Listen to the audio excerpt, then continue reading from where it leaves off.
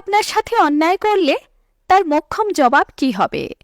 বন্ধুরা, আমরা প্রত্যেকেই জীবনের বিভিন্ন সময়ে নানান মানুষের দ্বারা শোষিত, লাঞ্ছিত, বঞ্চিত, নিপীড়িত, অত্যাচারিত ইত্যাদি হই।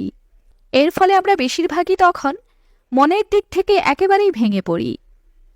তাই এমন পরিস্থিতি যদি আপনার জীবনেও আসে, তাহলে কিভাবে নিজেকে শান্ত রাখবেন এবং কিভাবে আপনি আপনার অন্যায়ের প্রতিশোধ নেবেন?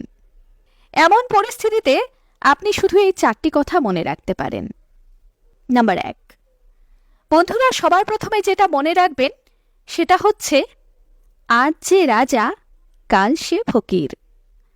সুতরাং মানুষ মানুষের বিচার না করলেও সময় কিন্তু তার ঋণ কখনো বাকি রাখে না, সুদ সমেত সমস্তটা ফেরত দেয়। তাই সময়ের উপর বিচারের ভারটা ছেড়ে দিন। সময়কে বিশ্বাস করুন, সময় আপনাকে নিরাশ করবে না।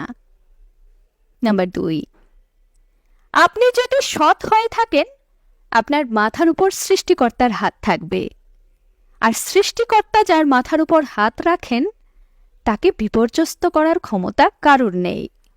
নাম্বার 3, যে বা যারা অন্যায় করেছে তাদের সাথে সম্পূর্ণ সংযোগবিহীন হয়ে যান। তাদের ভালো মন্দ কোনো কিছুর সম্পর্কে আপনার জানার দরকার নেই। তার ভালোতে যেমন আপনার হতাশ হবার দরকার নেই, তেমনি তার খারাপেও হাততালি দেওয়ার দরকার নেই।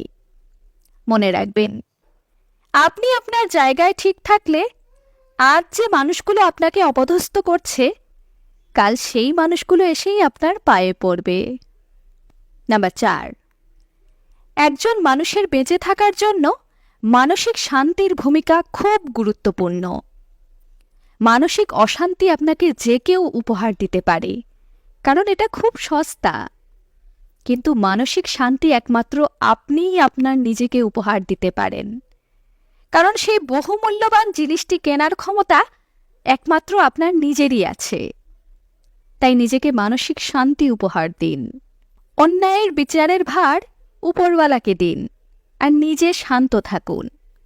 দেখবেন আপনার প্রতিটি অন্যায়ের জবাব ঠিক সময়ে ঠিক লোকের কাছে ঠিক পৌঁছে যাবে।